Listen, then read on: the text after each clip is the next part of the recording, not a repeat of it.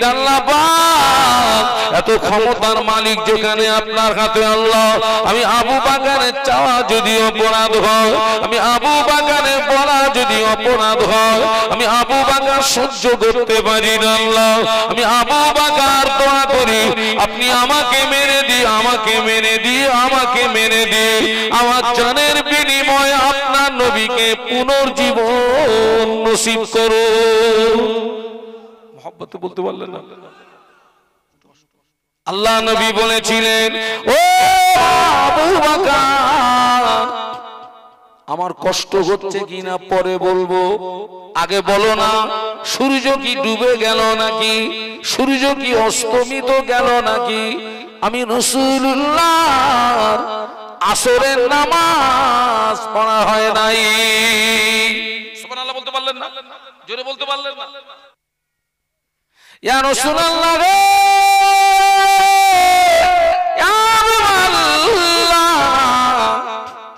হুজুর সূর্য ডুবে যায় না, সূর্য ডুবে যাওয়ার পূর্ব মুহূর্ত আর কিছু সময় পরে সূর্য ডুবে যাবে। আল্লাহ নবী বললেন, ও আবু বকর, আমার হাত দুটো ধরে দাঁড় করিয়ে দাও, আমি রাসূলুল্লাহ আসরের নামাজটা পড়ে নি। না ইয়া রাসূলুল্লাহ, আপনার সমস্ত শরীরটা রক্তাক্ত, সমস্ত শরীরটা খুন আর খুন, হুজুর আপনাকে এখন নামাজ পড়তে হবে না, মাগরিবের নামাজের পরে নাই নামাজ কাজা পড়ে দেবেন, মাগরিবের নামাজের পরে নাই নামাজ কাজা আদায় করে দেবেন। আল্লাহ নবী বললেন না, ও আবু বকর, একদিকে বেঈমানের আমাকে পাথর দিয়ে মেরেছে বাবা, ওই পাথরের আঘাতে সমস্ত শরীরটা জানা যন্ত্রণা করে, অপরদিকে যদি নামাজ ছেড়ে দিই আমার রূহের যন্ত্রণা বেড়ে যাবে, আমার রূহের কষ্ট বেড়ে যাবে। ও আবু বকর, পাথরের আঘাতের যন্ত্রণা সহ্য করতে পারছি, নামাজ ছেড়ে দিয়ে রূহের যন্ত্রণা সহ্য করতে পারবো না। ও আবু বকর, আমার হাত দুটো ধরে দাঁড় করিয়ে দাও, আমি নামাজটা আদায় করে নি। আবু বকর সিদ্দিক রাদিয়াল্লাহু আনহু আল্লাহ নবীর হাত দুটো ধরে দাঁড় করিয়ে দিলেন। আল্লাহ নবী ওই পরিস্থিতিতে আসরের নামাজ আদায় করেছিলেন।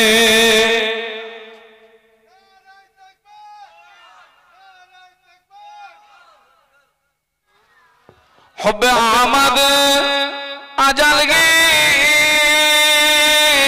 सीने में गए, मैं गाऊं मेरा दिल मदीने में गए, फूल तो फूल कांटों में क्या हुस्न गए, लुत्फ़े जन्नत से बढ़कर मदीने में गए, हुब्बे आमद अजल के सीने में गए, मैं गाऊं मेरा दिल मदीने में गए। अल्लाहुम्मा जुरे जुरे पैगंबरों का दिखा दे खुदाया, दरे मुद्दत से मिला दे खुदाया, शराबे मोहब्बत पिला दे खुदाया, पैगंबरों का रोज़ा दिखा दे खुदाया। अल्लाहुम्मा पढ़ो बाबा, ए ছেলেরা জোরে জোরে পড়ো না। মাওলানা মুহাম্মদ। আল্লাহ নবী বললেন, আল আমিলুনা কুল্লুহুম গালিকুনা ইল্লাল মুখলিসুন, আল্লাহ নবী বললেন সমস্ত আমলকারী ধ্বংস হয়ে যাবে, আমলকারী বরবাদ হয়ে যাবে, আমলকারী নাস্তেনাবুদ হয়ে যাবে, আমলকারী নাজাত পাবে না, আমলকারী রেহাই পাবে না।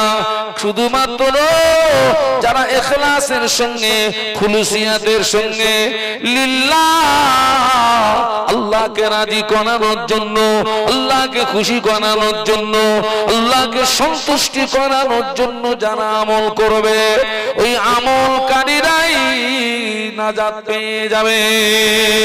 আপনি নামাজ পড়েছেন, আমল করেছেন, উদ্দেশ্য হলো লোকে আপনাকে নামাজি বলবে, তাই ওই নামাজিটা ধ্বংস হয়ে যাবে।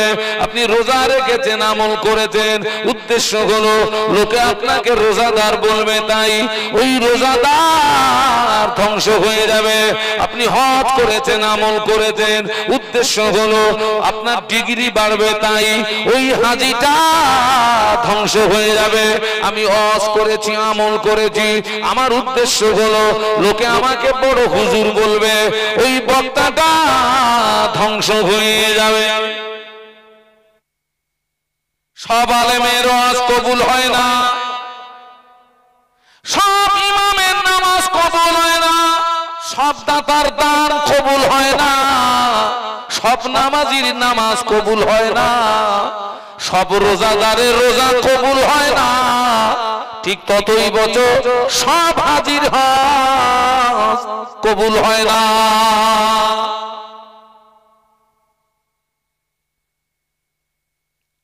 হজ কবুলিয়াতের শর্ত হলো তিনটি।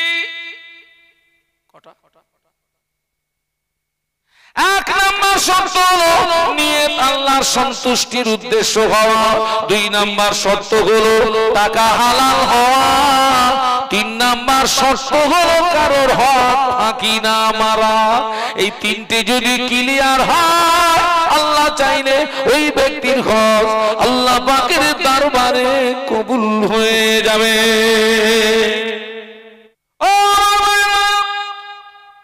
সব হাজির হজ কবুল হয় না।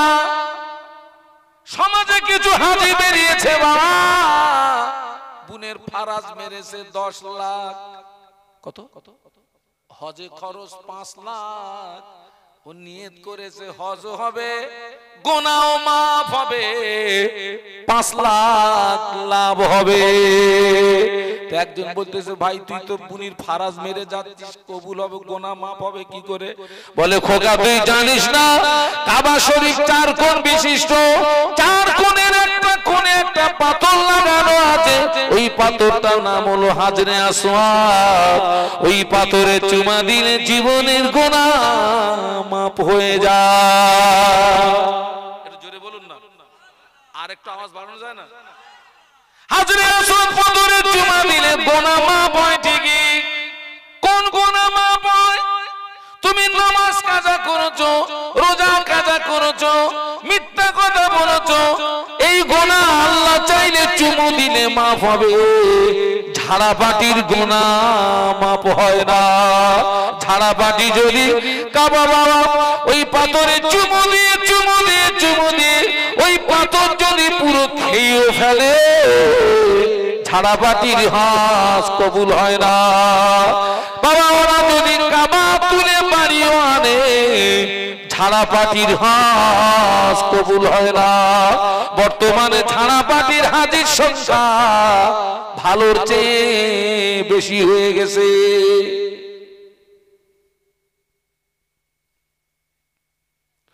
ও এক একটা পিলিয়ানের গোড়ায় 21টা করে পাথর মারতে হয়। কটা? 3 21 63 লক্ষ লক্ষ লক্ষ হাজি পাথর মারে। হাজিদের মারা পাথর ওখান থেকে তুলে নিয়ে যাওয়ার অনুমতি নাই। হাজিদের পাথর মারা পাথর ওখান থেকে সরানোর অনুমতি নাই। হজের পিরিয়ডে ওই পাথর সরানোর অনুমতি নাই। পাথর যদি সরার অনুমতি না থাকে, ওখানে তো পাথরের পাহাড় হয়ে যাওয়ার কথা, ওখানে তো পাথরের টিলা হয়ে যাওয়ার কথা। ওই হাজিদের জিজ্ঞাসা করেন, ওখানে পাথরের পাহাড় নাই, ওখানে পাথরে টিলা নাই। আমার মনে প্রশ্ন জাগলো, আল্লাহ এত পাথর গেল কোথায়? লক্ষ লক্ষ হাজি পাথর মারে, এত পাথর গেল কোথায়? কিতাব খুলে দেখি, কিতাবের ভিতরে লেখা যে হাজির হজ আল্লাহ পাকের দরবারে কবুল হয়ে যায়, যে হাজির হজ আল্লাহ পাকের দরবারে মকবুল হয়ে যায়। ওই হাজির মারা পাথরগুলো আল্লাহর ফেরেশতারা নিয়ে চলে যায়। যে হাজির হজ কবুল হয় না, তার পাথরগুলো ওখানে পড়ে থাকে। দেখেছি হাজার হাজার পাথর পড়ে রয়েছে। আমার তখন মনে হচ্ছিল, আল্লাহ এ পাথরগুলো হলো ঝাড়াপাটির পাথর। ও খারাপ হাজির জন্য ভালো হাজিদের বদনাম হচ্ছে। কোন কথা বলতে আমি পর্যন্ত এসেছি? সব সপ্তাহের বক্তৃতা কবুল হয় না, সব দানের দান কবুল হয় না, সব রোজাদারের রোজা কবুল হয় না, সব নামাজির নামাজ কবুল হয় না। ততই বছর সব হাজির হজ কবুল হয় না। হাজী সাহেব হজ করে বাড়িতে এসেছে, বাড়িতে এসে বড় ছেলেকে ডেকেছে, বাবা জমি জায়গা কি চাষ হয়ে গিয়েছে? বড় ছেলে বলছে, আব্বা সব জমি চাষ দিতে পেরেছি, ফসল করতে পেরেছি, 10 কাঠা জমি পারলাম না। কেন রে বাবা? আব্বা জান পানি নিয়ে যাওয়ার নালা কেউ দেয় না, পানি নিয়ে যাওয়ার রাস্তা কেউ দেয় না, পানি নিয়ে যেতে পারিনি, চাষ দিতে পারিনি, ফসল করতে পারিনি। হাজী সাহেব বলছে, বেটা চিন্তা করো না, আল্লাহ আমাকে বাড়ি এনেছেন মানে রাস্তা একটা হয়ে যাবে। হাজী সাহেব ফজরের নামাজ আদায় করলো মসজিদে বা জামাত, নামাজ আদায় করে মাঠে গিয়ে দেখে হাজী সাহেবের পাশে জমির আলের কানাকানি পানি, হাজী সাহেবের জমিতে পানি নয়। হাজী সাহেব জমি চারিদিকে ঘোরে আর বেরেনের যুক্তি খাটায়, বুদ্ধি খাটায়, পরের পানি আমার মালে আনা যায় কি করে? হাতখানে একটা লাঠি দিয়ে পরের জমি 12-13 জায়গায় খোঁড়া করে দিয়ে বাড়ি এসে ছেলেকে বলছে, বেটা মাঠে যা, পানির ব্যবস্থা করে দিয়েছি। বড় ছেলে বলছে, আল্লাহ আব্বা 45 দিন হজে ছিলেন, গ্রামের লোকের দুটো পায়ে ধরতে বাকি আছে, একটু রাস্তাতে নালাতে পানি নিয়ে যাব। কেউ রাস্তা দিল না, নালা দিল না পানি নিয়ে যাওয়ার জন্য। আমার আব্বা গেল আর পানি, মনে হয় আব্বা জানের হজ কবুল হয়ে গেছে। মক্কায় যে জমজমের পানি পাওয়া যায় লাইন লাগিয়ে দিয়েছে। আব্বা জান ওটা কি জমজমের পানি? আব্বা বলে, না রে বাবা, আমি আল ঘোগা করে বাড়ি এসেছি, পরে জমির পানি আমার জমিতে। বড় ছেলে চিপে কামড় দিয়ে বলে, আব্বা 5 লাখ টাকা খরচ করে হজে পাঠালাম, আব্বা টাকাগুলো কি ঘোগায় দিয়ে বাড়ি আসলে ও ঘোগা মারা হাজির হজ কবুল হয় না।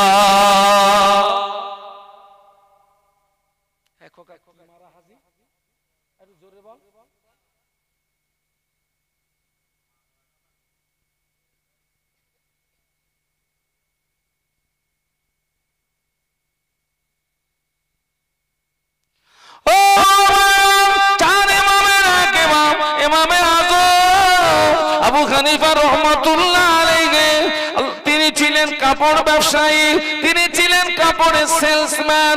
হুজুরের দোকান থেকে এক ব্যক্তি একটা কাপড় কিনে বাড়িতে গিয়ে বিবিকে বলে, বিবি দেখো না এই শাড়িটা তোমার পছন্দ হয় নাকি? ওনার স্ত্রী শাড়িটা উপর থেকে দেখে খুবই ভালো, তবে শাড়িটা খুলে দেখে বাবা শাড়ির ভিতরে কয়েক জায়গায় নালফোড় দেখতে পাওয়া যায়। কি কি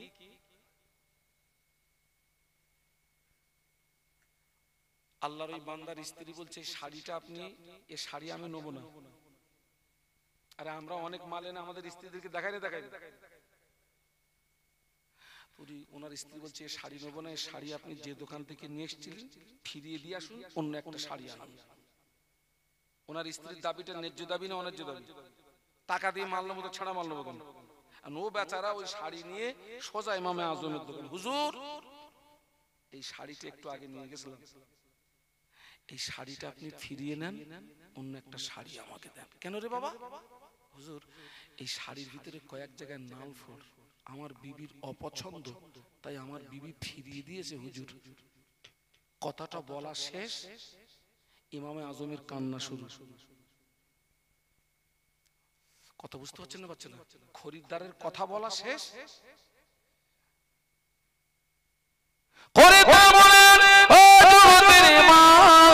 হুজুর আপনি কাঁদেন কেন? আমি তো কান্নার মতো কোনো কথা বলি না। ও জগতের ইমাম, হুজুর আপনি কাঁদবেন না, আপনার চোখের পানি আমি সহ্য করতে পারি না। হুজুর শাড়ি আমাকে ফিরিয়ে দিতে হবে না, শাড়ি আমাকে ঘুরিয়ে দিতে হবে না। আপনি জগতের ইমাম, আপনি কাঁদবেন না, আপনার চোখের পানি আমি সহ্য করতে পারি না। ইমামে আজম বলেছিলেন, ও আমি শাড়ি ফিরিয়ে দেওয়ার জন্য কাঁদি না, শাড়ি ঘুরিয়ে দেওয়ার জন্য কাঁদি না। কান্নার কারণ হলো এই শাড়ির ভিতরে কয়েক জায়গায় নাল ফোট থাকার কারণে তোমার বিবির যদি অপছন্দ হয়, তোমার বিবি যদি শাড়িটা ফিরিয়ে দিয়ে থাকে, কিয়ামতে ময়দানে আল্লাহ যদি আমাকে ডেকে বলে, আয় ইমামে আজম, তোর নামাজে নাল ফোট, তোর রোজায় নাল ফোট, তোর হজে নাল ফোট, তোর দান খয়রাতে নাল ফোট, আমি আল্লাহ তোর ইবাদত ফিরিয়ে দিলাম। ওই চিন্তায় ওই ভয়ে আমার চোখের পানি গড়িয়ে যায়।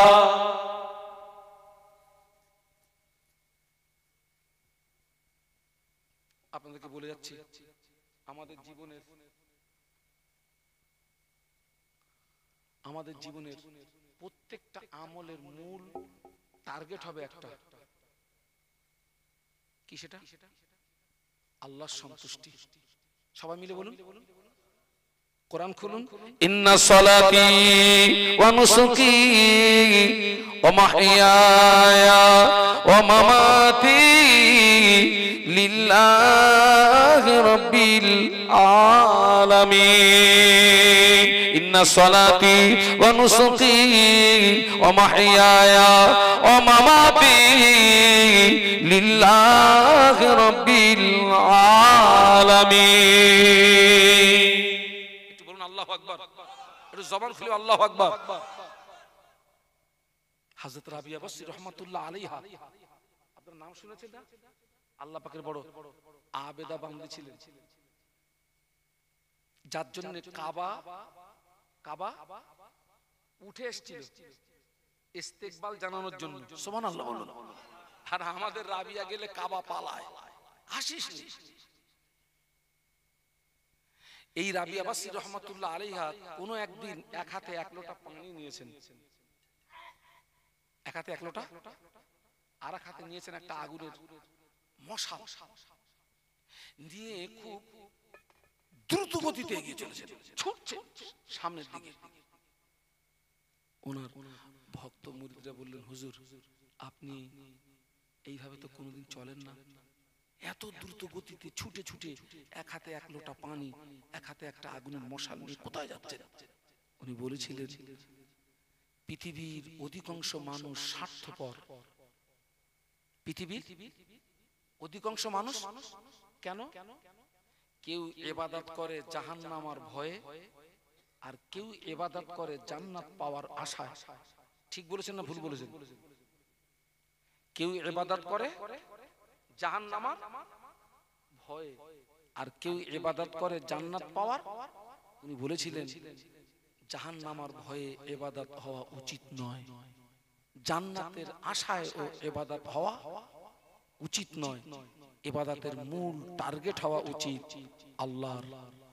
বান্দার উপরে আল্লাহ যদি খুশি হয়ে যায়, তোমার নামাজে, তোমার রোজা, তোমার হজে, তোমার যাকাতে, তোমার দান খয়রাতে আল্লাহ পাক যদি খুশি হয়ে যায়, আমার আল্লাহ পাক ওই বান্দাকে জাহান্নামে দেবে না, আমার আল্লাহ পাক ওই বান্দাকে জাহান্নামে আগুনে ফেলে পোড়াবে না।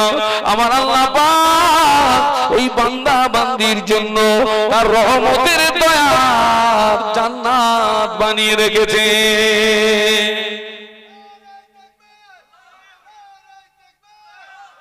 সেই জন্য আমি আপনাদেরকে বলবো, আমল কম হোক, বলুন তো কি হোক?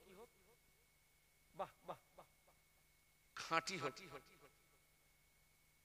আমল কম হোক, খাঁটি হোক, সলিড হোক। অনেক আমল করেছো, ঘোগা মেরেছো, লাভ নেই, লাভ নেই। শবে বরাতের রাতে আপনাদের এলাকার মসজিদে ভিড় হয়। আল্লাহ যাদের সারা বছর দেখতে পায়নি ওরা কিন্তু ওই দিন একদম ফার্স্ট কাতারে এসে ইমাম সাহেবের বলি, ইমাম সাহেব নিয়ত বলিদান আজ লাগবে। লাগবি মানে? তো ইমাম সাহেব নিয়ত বলে দিয়েছে, নিয়ত বলে সামনে দাঁড়িয়ে আল্লাহ তাকে পিছনে দুমদাম করে শব্দ হচ্ছে, মানে সব ফুরন টান টানতেছে, দুমদাম করে চালাচ্ছে। ওই নামাজের কোনো দাম নেই। 2 রাকাত নফল নামাজ পড়ো, ইতমিনানের সঙ্গে পড়ো, খুশু খুশুর সঙ্গে পড়ো, আল্লাহ চাইলে ওই নামাজ তোমার জন্য নাজাতের ওসিলা হয়ে যাবে। আর একটু জোরে বলো, আমল কম হোক, সলিড হোক, খাঁটি হোক। কম খাই, কি খাই? কম খাই, ভালো খাই না, হালাল। কম খাই, হালাল খাই। হালাল খেলে কি হবে? শরীর ভালো থাকবে, ইবাদত আমলগুলো কবুল হবে। আর হারাম মাল এই পর্যন্ত গেঁদে দিলে বদহজম হবে, পেট খারাপ করবে, কলেরা হবে, মরণ হবে, তারপরে যা হওয়ার তাই হবে। আমল কম হোক, সলিড হোক। কম খাই, হালাল খাই। একটা সলিড আমলের কত দাম জানেন? বান্দার জীবনের খাঁটি আমলের এত দাম। খাঁটি আমলের ওসিলা দিয়ে দোয়া চাইলে আল্লাহ পাক ওই বান্দার ওই খাঁটি আমলের ওসিলা জীবনের গুনাহ মাফ করে দেয়। খাঁটি আমলের ওসিলা দিয়ে দোয়া চাইলে আল্লাহ পাক ওই খাঁটি আমলের ওসিলায় কঠিন কঠিন বিপদ মুসিবত থেকে আল্লাহ পাক বাঁচিয়ে দেয়।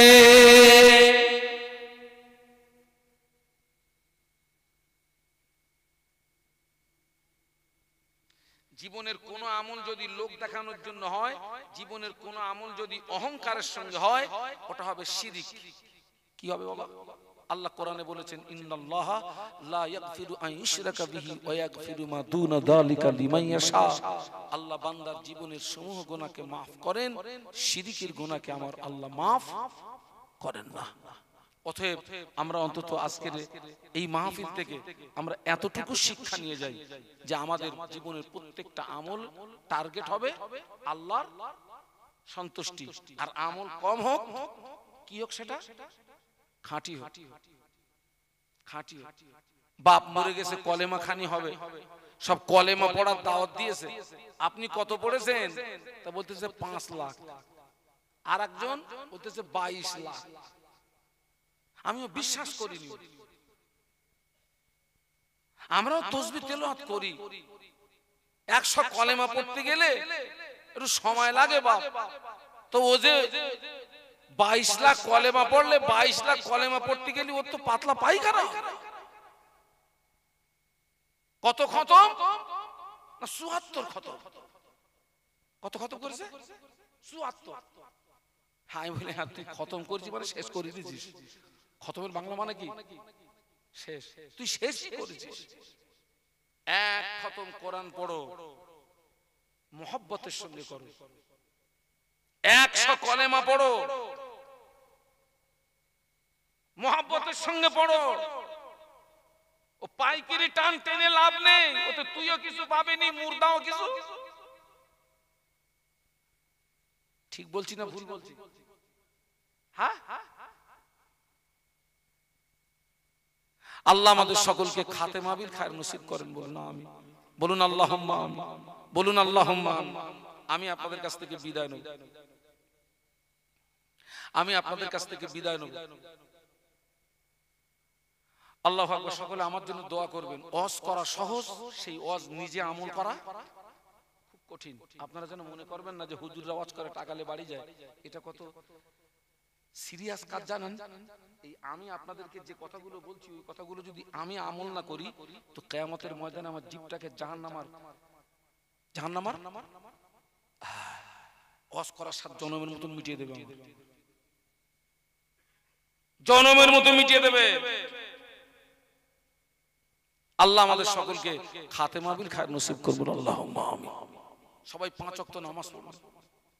এই যে সামনে রমজান শরীফের মাস আসছে, আল্লাহ চাইলে, আল্লাহ হায়াতে রাখলে, সবাই সবাই এখন থেকে নিয়ত করে নেন যে আল্লাহ ওই একটা মাস তোমার ফরজ হুকুম আদায় করা আমার জন্য সহজ করে দিও। মায়েদেরকে বলছি, মায়েরা 5 ওয়াক্ত নামাজ পড়ুন। আমরা তো জামাতে নামাজ পড়ি, মেয়েরা, আপনার মেয়েদের কি জামাত হয়? তাহলে ওরা কি জামাতের সওয়াব পাবে না? কিভাবে পাবে? স্বামীর খেদমত আর কত করবে না। ও আপনার ঘরের ভিতরে একটা জায়গা যদি আপনি নামাজের জন্য নির্দিষ্ট করে নেন, ইবাদতের জন্য নির্দিষ্ট করে নেন। আমি আজকের বালিগড়িতে গিয়েছিলাম, ওখানে গিয়ে মাগরিবের নামাজ পড়লাম। যে বাড়িতে আমাকে নামাজ পড়ার জায়গা দিল, বুঝলাম এই জায়গাটা মহিলাদের নামাজ পড়ার জায়গা। ঘরের ভিতরে ছোট্ট একটা জায়গা, সুন্দর করে ঘেরা। বলছে হুজুর ওটা নামাজের ঘর, হুজুর ওটা নামাজের ঘর। আমি বুঝতে পেরেছি এখানে মায়েরা নামাজ পড়ে।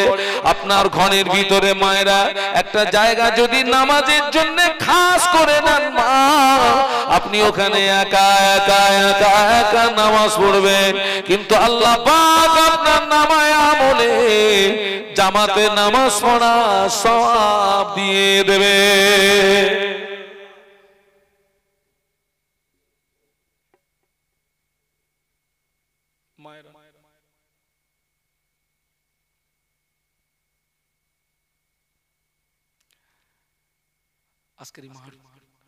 আজকের মাহফিলটা আমাদের জীবনের শেষ মাহফিল হতে পারে না।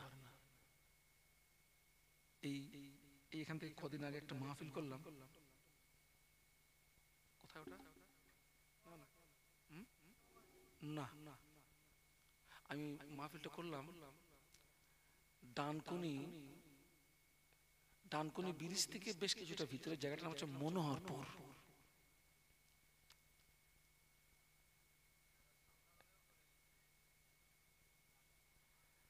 মনোহরপুরে মাহফিল করলাম, সেটা ঘরোয়া মাহফিল। বাড়িওয়ালা আমার সঙ্গে গল্প করছে, হুজুর 11 মাসের ভিতরে আমার স্ত্রী, আমার ছেলে, আমার মেয়ে ইন্তেকাল হয়ে গেছে। কমাস 11 মাসের ভিতরে একটা পরিবার থেকে 3 জন। আমাদের ফুরফুরা শরীফের বড় হাফেজ সাহেব নামে যিনি পরিচিত ছিলেন, হাফেজ আব্দুল লতিফ সাহেব রহমতুল্লাহ আলাইহি। এসব জওয়ান ছেলেরা বুঝবে না, চিনবে না। বড় হাফেজ সাহেব আব্দুল লতিফ সাহেব রহমতুল্লাহ আলাইহি যে কত বড় হাফেজ সাহেব ছিলেন, আলেমরা চেনে। ওনার নাতি আলহাজ হযরত হাফেজ মাওলানা সাইফুল্লাহ সাহেব, খুব মোটা, শুনেছেন কি ওয়াজ শুনেছেন? খুব মোটা। আল্লাহ আল্লাহ, আমরা একই সঙ্গে কত মাহফিল করেছি। এই এখান থেকে কদিন আগে ওনার দিনের বেলা একটা মাহফিল ছিল। দিনের বেলা মাহফিল করে বাড়ি এসে জোহরের নামাজ পড়ে খাওয়া দাওয়া করে ঘুমিয়েছেন, উঠেছেন, আসরের নামাজ পড়েছেন। এবারে রাতের মাহফিলের জন্য বার হবেন, ঠিক ওই সময় একটু হেঁকচি শুরু হলো।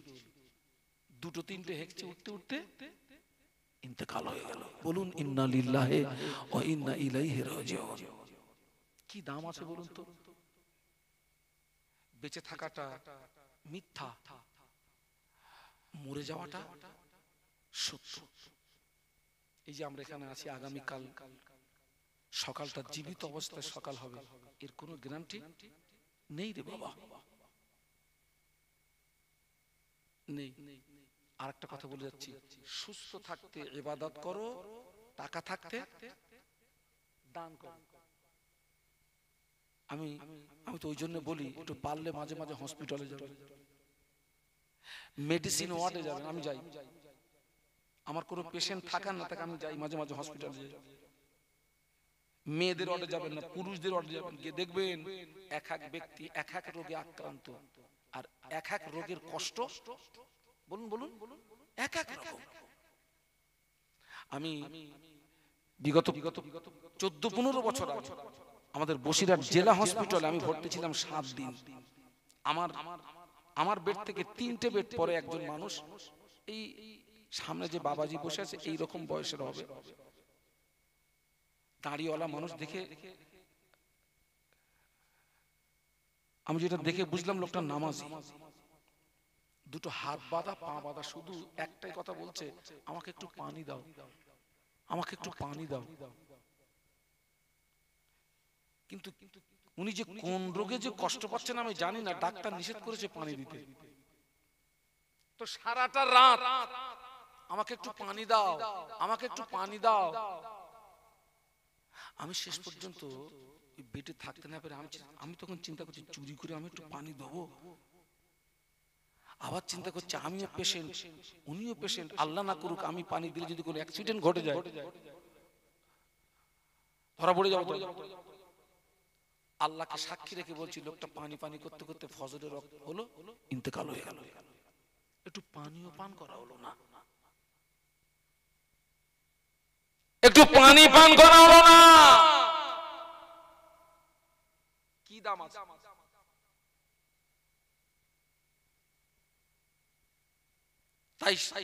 তাই সবাইকে বলছি, আর আমাদের জেগে ঘুমানোর সময় নেই, আজ জেগে ঘুমানোর সময় নেই। আপনার স্ত্রী ছেলে মেয়ের জন্য আপনার আখিরাতকে আপনি নষ্ট করবেন না। আল্লাহ আমাদের সকলকে শোনা বলার চেয়ে বেশি আমল করার তৌফিক দেন, বলুন আমিন। একটা দাওয়াত দিচ্ছি, আমি একটা প্রতিষ্ঠানের দায়িত্বে আছি, আল আমিন মাদ্রাসা ও এতিমখানা, যার বাৎসরিক সালে সব 24-25 মাঘ, আগামী 24 এবং 25 মাঘ। আপনার 25 মাঘে বাদ মাগরিব আপনার জিকিরের মজলিস অনুষ্ঠিত হবে ইনশাআল্লাহ। জিকিরের মজলিস পরিচালনা করবেন আলহাজ হযরত মাওলানা ইয়াকুব আলী সাহেব হুজুর। 25 তারিখে প্রধান অতিথি হিসাবে থাকবেন আমাদের ফুরফুরা শরীফের পীরজাদা আলহাজ হযরত মাওলানা সানাউল্লাহ সিদ্দিকী সাহেব হুজুর। সেই স্টারগুলো কি করেছিস নিয়ে এসেছিস দিয়া গেছে। এক ঝাঁক আলেমরা থাকবে, মাওলানা আজিজুর রহমান সাহেব ইটিন্ডা, মাওলানা আমানুল্লাহ সাহেব ক্যানিং, মাওলানা ইসমাইল আমিনী সাহেব মাওলানা বাগ দরবার শরীফ, মাওলানা ইসমাইল সাহেব যদুরাটি, হযরত মাওলানা আলহাজ জোনায়েদ হোসেন সাহেব সুলতানপুর, সব থাকবে। দাওয়াত দিচ্ছি, যাবেন। যেতে না পারলে একটু দোয়া করবেন, একটু দোয়া করবেন। আর একটা কথা বলছি, আমার কাছে একটা কিতাব আছে, বসিরহাটের বড় মাওলানা আল্লামা হুজুর রহমাতুল্লাহ আলাইহির লিখিত নামাজ শিক্ষা। আল্লামা হুজুরের লিখিত নামাজ, হুজুর বলে গেলেন আমার কিতাব যার ঘরে থাকবে আমি রুহুল আমিন তার ঘরে রয়ে গেলাম, বলুন সুবহানাল্লাহ। এখন আমরা অনেকে ফরজ গোসলের নিয়ম জানি না, উজুর নিয়ম জানি না, নামাজ পড়ার নিয়ম জানি না, আমাদের মায়েদের কিছু গোপন মাসলা মাসাইল অনেকে জানি না। হুজুর বলে গেলেন আমার কিতাব যার ঘরে থাকবে আমি রুহুল আমিন তার ঘরে রয়ে গেলাম, একটু বলুন সুবহানাল্লাহ। ওর প্রিন্ট আছে 70 টাকা, কিন্তু আমি 50 টাকা করে বিক্রি করি।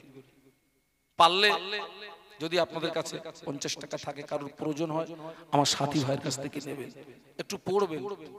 আর একটা কথা বলে যাচ্ছি, ছেলেরা 40 দিন অন্তর দুটো জায়গার লোম সাফ করবে, যেটি হচ্ছে শরীরের অপ্রয়োজনীয় লোম। একটি হচ্ছে নাভির নিচের লোম, আর 2 নাম্বার হচ্ছে বগলের লোম। এই 2 জায়গার লোম হচ্ছে শরীরের অপ্রয়োজনীয় লোম।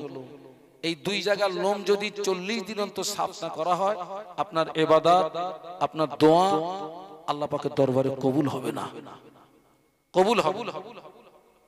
আল্লাহ আমাদের সকলকে শোনা বলার চেয়ে বেশি আমল করার তৌফিক দেন, বলুন আমিন, বলুন আমিন। আমার আপনাদের এই এলাকার উজ্জ্বল নক্ষত্র কারি সাহেব হুজুর তিনি এসেছেন, তিনি আখিরি দোয়া মোনাজাত তিনি করবেন, এবং এটা তার হক, এটা তার হক। তিনি আখিরি দোয়া মোনাজাত করবেন, তারপর আমি দেখেছি আপনাদের জন্য আলহামদুলিল্লাহ মেহমানদারির ব্যবস্থা হয়েছে, সকলে একটু খাওয়া দাওয়া করে যাবেন। আমি ছোট্ট করে একটা দোয়া করছি, আল্লাহুম্মা আমিন। আল্লাহ আমরা সকলে গুনাহগার, গুনাহ আমাদের বেশুমার। পবিত্র মাঘে রজবে দয়াময় দয়া করে সকলের জীবনের গুনাহ মাফ করে দি। আমাদের বাপ মা, বিবি, ছেলে মেয়ে, মোহব্বতের মানুষ, উম্মতে মুসলিমা, জীবিত মৃত সকলের জীবনের গুনাহ মাফ করে দি। আল্লাহ পাক এই গ্রামে যত কবরবাসী, আশেপাশে যত কবরবাসী, কারি সাহেবের আব্বাজান আমার বড় মোহব্বতের মানুষ ছিলেন, কারি সাহেবের ভাইজান তিনিও চলে গেলেন। ও রব্বুল আলামিন, আল্লাহ পাক আমাদের বংশে, আমাদের আব্বা মা, দাদু দাদি, নানু নানি, আমাদের বংশে যারা কবরবাসী, যদি কারো কবরে আযাবে কবর মাফ করে দিন। মুর্দাদের কবরগুলো জান্নাতের গোলাপ ফুলের বাগান করে দিন। বালিগড়ি আমার এই বাবু দোয়া চেয়েছে তার সন্তানের জন্য, মাধ্যমিক পরীক্ষা দেবে। আল্লাহ পাক ওই ছেলেকে ভালো নাম্বারে পাস করার তৌফিক দেবে। ওই ছেলেটার দ্বারা ওর আব্বা আম্মার কলিজা ঠান্ডা করে দেবে। লা তাকনাতু মির রাহমাতিল্লাহ, ইন্নাল্লাহা ইয়াগফিরুদ দুনুবা জামিআ, ইন্নাহু হুয়াল গফুরুর রহিম। লা ইলাহা ইল্লাল্লাহু মুহাম্মাদুর রাসূলুল্লাহ। সকলের তাকবীর দান তো, নারায়ে তাকবীর। এই ছেলের আওয়াজ দাও, নারায়ে তাকবীর। শ্রদ্ধাভাজন কারি সাহেব হুজুর বলুন জিন্দাবাদ। শ্রদ্ধাভাজন কারি সাহেব হুজুর বলুন জিন্দাবাদ। নারায়ে তাকবীর।